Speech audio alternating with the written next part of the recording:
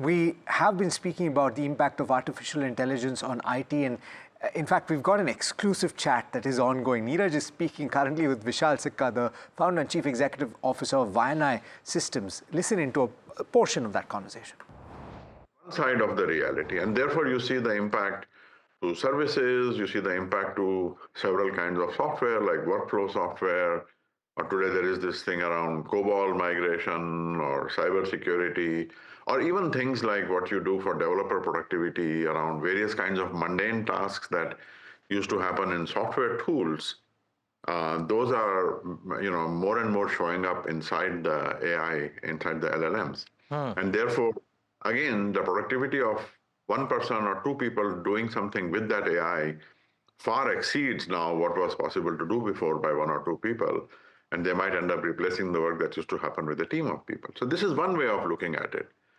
The other way of looking at it is that using this profound improvement in productivity, this profound capability, you can do things that we were not able to do before, that we can do unprecedented kinds of things. And I have also given examples of this. And in particular, I'll repeat one that I have spoken about recently. This comes from my company, Vayana AI's work. One of our customers in the Middle East is a distributor of home goods, from FMCG companies. And one very large global FMCG giant recently decided to shut down operations in a country where this customer of mine operates. And they operate in several countries, but this is one of those countries. And what happened was that the shutdown of the factories means that all those goods have to now be imported. And so that changes the entire cost structure and so on. And so what they did was they used our product. We have a product called Hila, which not only lets you have conversation with transactional data, and we guarantee correctness of the results and no hallucinations and all that, but you can then start to ask composite questions, which can layer 7, 8, 10 questions underneath those. So you can start asking questions like, hey, if the cost of this went up that much, and if the cost of that went up so much, what would that do to the profitability? Or find me 10 areas of how to reduce costs, so things like that, which then break down into large chains of reasoning and then give you a composite report, which would have otherwise taken a team of people weeks to do. Right. So this customer of mine, Neeraj, was able to, in a 2 or 3 days of analysis, they ran a whole bunch of scenarios. And I asked him, he was presenting to one of our events where a bunch of prospective customers were present. And he said that we decided to exit that country.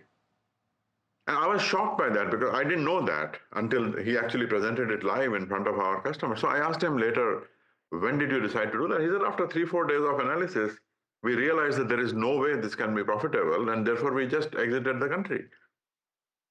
So I asked him, how long would it have taken you to do this otherwise? And he said, probably a year.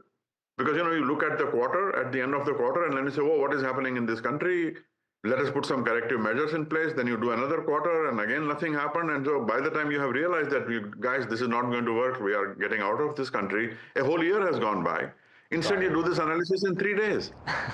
So my point is that we can do these new kinds of things that were simply impossible to do before. And I feel excited about that, instead of looking backwards on things that we used to do.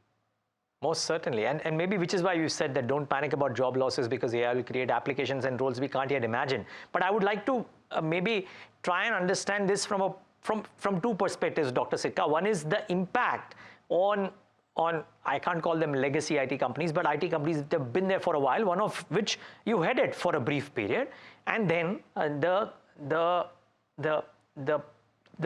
people who work on those companies. Now, the question is, sir, that if an average IT service firm has X quantum of revenue over the last 5 years as an average, do you reckon AI and tools developed by Anthropic, by some of the other LLMs, can it append the business model that the revenue will go off and collapse? Or do you reckon these companies can figure out ways wherein with lower employees, they can still grow higher? Neeraj, my perspective on this, it's guided by one of my teachers, Alan Kay, who says that the best way to predict the future is to invent it. So I don't believe that these things just happen to us and, what can we say? This wave came and it took us and we got affected by it. I think it depends on us. And I'll give you an example. You and I are talking on television right now. And I'm talking from my laptop, having a live conversation with you across 7 continents, across like what, 7 seas. And this was impossible 30, 40 years ago when I was a teenager, when television first came. The routine that we used to have was that the newsreader, some famous person who were celebrities, would like literally read from a piece of paper like this, you know? Sure. What is the point of a television when you have to read something from a piece of paper? I can just as well take radio and put a picture of the person of Neeraj on it and say, hey, now I'm listening to Neeraj talk. But by the time television could do the kinds of things that we are doing now, or MTV, or live telecasts of cricket matches, it took a while for us to understand the power of the medium. And so it is very natural when a new medium comes that we look backwards and say, oh my goodness, what is this going to do to the farmers? What is this going to do to the stenographers? And the farmers, the manual farming is gone, the stenography is gone. And so first of all, this is natural. What is different this time, I think you can argue, is the speed at which all this is happening. Like just compared to last year, we are in a situation where things are very different. Which means that I was talking to the Prime Minister about it some time ago, and he mentioned the stenographer example, by the way. He said, we used to have armies of stenographers sitting inside offices. Now they are not there. So all these jobs routinely disappear. Agriculture has had perhaps the most profound change over the last 100 years, that we used to have 97% of our economy was based on people working in agriculture, and now it is less than, in the US, it is less than 1%, and you still have an obesity problem. And so, the thing about it is that the transition from one category of jobs to another category of jobs happens all the time. One thing declines, the other thing rises.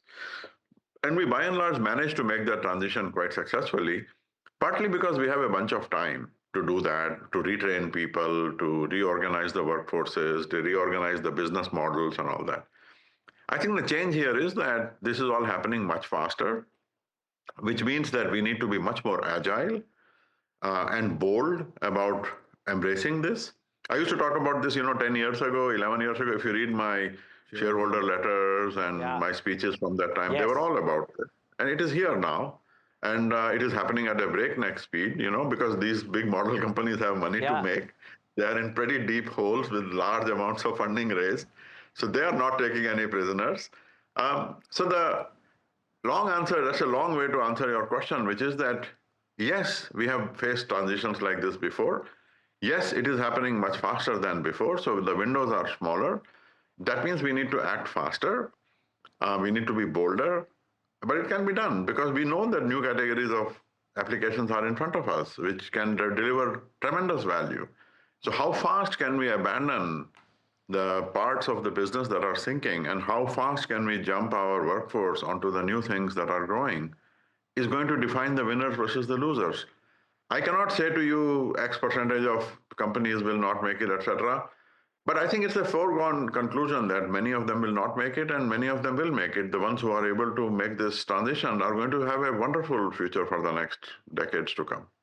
Got it. So very, very bottom up, very, very company specific. Some IT service companies as well might reinvent themselves and really turn out to be winners, I presume, is what they have to. The layman in me is understanding this. Am I correct? Absolutely. And this is what I am working on. I am not interested in building yesterday's companies. I am interested in building a next generation company which can thrive with this kind of a thing, because enterprises will always need help. And like you said earlier, enterprises are complex. So how fast can we reorganize ourselves and get our, act together in terms of training and skilling people, building the right business model and all of that, which is not easy, especially the bigger you are, the more complex it is. Most certainly. But it has to be done, and it has to be done fast.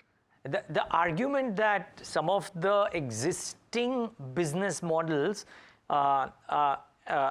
still have a moat because at the complex, high-stakes environment, people may not want to risk completely transitioning to AI-led work, and therefore that legacy ERP system might sustain for a bit. Is that a valid argument, or are there holes in that argument? I mean, the transition always takes time. You know, Waymo, we have Waymo now. They did 15 million or so rides last year. It's an astonishing engineering development. That's It's true. an incredible achievement. And yet, you know, the DARPA Autonomous Driving Challenge was in 2006. That was 20 years ago.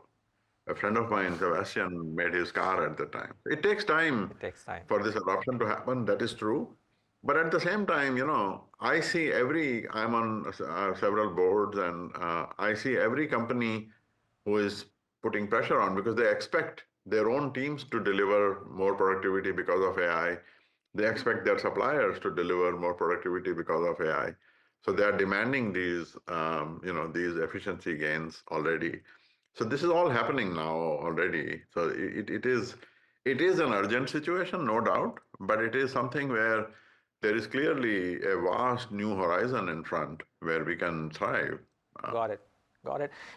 Dr. Sikka, at this recent AI summit conversations, you praised the government's proactive stance on ethics, deepfake regulation, and safety, I presume. But you also stressed that India must build every layer of the AI stack itself rather than rely on others. Now, my question is, sir, is India late?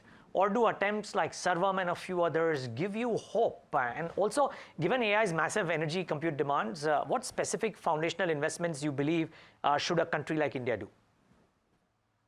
So I think that India is too big and too important to the future of the world that we have to have a stake and a key position in every layer of the stack. This is, to me, an absolute must. Um, this does not mean that we become insular, obviously. This is far from it. We have to embrace every partner, every great provider that is out there that can play a role in the AI of the future. We have to define the boundary and how we bring in other technology in there. But over time, there is no doubt that all the five layers, we have to have our own say in those. We must. Second thing is that it is still very early. This whole idea that we did not build a foundation model and all that, I don't believe that. I don't subscribe to that idea.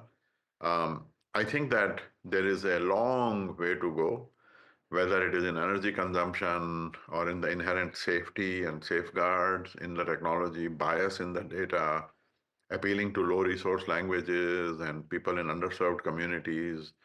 When it comes to correctness and the ability to do reasoning, represent world models, the physical models, activities, and so forth. There is so much to be done in the decades to come that we have to both create workforces that are able to thrive with what we have today and build things like Sarvam, like you mentioned, which is an amazing initiative. But at the same time, we also have to do the leapfrog and go build the next generation of technology, which is a lot about power efficiency, about correctness. I mean, I was just having dinner before I got on this call, and we eat 1,500 calories, 2,000 calories in a day. That's like 15, 20 watt. The power part, that's a 100-watt light bulb basically. 2,000 calories is like a 100-watt light bulb. And out of that, 20 watts or so goes to our brain, to our nervous system. That's it, 20 watts. When my laptop goes on sleep, it is basically consuming that much power. So there is so much gain that is still to be done. It's still like, Got it. it's like the first over of a T20 match. Okay, not necessarily a 50 over the test match by 2020, but even that is good enough these days. Yeah. No, just one last question, Dr. Sikka, if you have the time, just one more question. Yes. A countless Sure. number of Indian tech employees where the concerns run sky high about what is it that they should do, or for that matter, any employee who's got a tech future. Everybody needs to be tech enabled now. But let's say the software company employees in particular and employees in general. What is that one or two pieces of advice that you would give for them to reskill, upskill, or skill themselves at the start of the career to make the most of this wave, if I can call it that? Learn AI, learn what it is, learn to understand the underlying technology itself, learn to use it, and use it to solve problems that are breathtaking. Like when this customer said to me, we have one of our customers, which is a massive company in India. One of the things they use my software for is to shrink down the time it takes to do reporting at the end of a month from 15% days to 5 minutes. You have a technology that you can use for a CFO to change their reporting from 15% days to 5 minutes. And the CFO told me that, Vishal, why would I waste 15 days of my employees' time if I can do this thing in 5 minutes? And Wow. this is reports that he gives to his board, to his audit committee. This is one of the iconic companies in the country. I cannot name them, unfortunately, yet, but you know, why wouldn't you solve a problem like that? Or like the protein folding that DeepMind did, or all these amazing problems that are out there in healthcare, in agriculture, in manufacturing. Um, there, learn AI, learn to use AI, and use it to solve, unprecedented problems. I think there is so much that can be done. Solid advice. Thank you so much, Dr. Sikka. Lovely talking to you. And maybe during the course of the year, once this wave has passed grade 1 of its ferocity, we'll get a chance to talk to you again and learn more from you. Thank you so much for today. Absolutely. Thanks so much, Neeraj. Thank you, sir. And viewers, thanks Bye. for tuning in. Thank you, Dr. Sikka. Really appreciate it. Awesome. Thanks, Neeraj. Thank you Bye. so much. Bye-bye.